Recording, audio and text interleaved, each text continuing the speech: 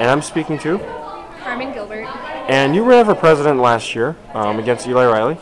And you were in this position last year. You were playing the waiting game with a lot of these kids that are kind of doing this. How does it feel? Before the election results were read last year, I was definitely nervous, and I was going back between being really excited at the prospect of possibly winning, but then also kind of doing mental preparation for if I lost, and telling myself, you know what, it's okay. Things happen for a reason, and really just telling myself that I did my best and my campaign did its best, and thinking about all the things that I learned throughout the process.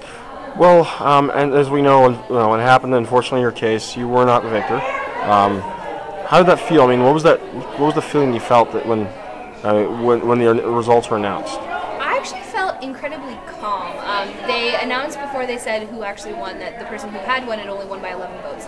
So I knew at that point that it had been a really good race, it had been a very close race, and that if I had lost, that I couldn't have done much better. And I actually held it together, and I was fine with the results. Like, it stung, but I was doing okay until I saw Michael Cabrera, and I saw the looks on the faces of my supporters. That's what broke me down, and that's when I started to cry. But since then, while it still kind of sucks that I didn't win my election, I've had a really good year nonetheless, and it's been interesting to see, student government from the outside, on the other side, and watch what the current president has done with his year.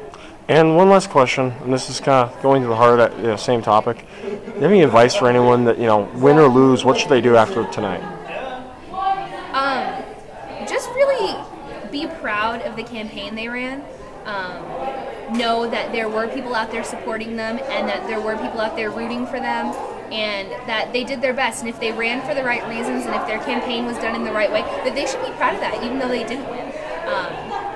Losing is not the worst thing in the world, so they should go on and really not see this as the end, but really as an opportunity to do different things with their time next year. Well, thank you very much, Carmen, and I wish you the best of luck. Thanks. Good night.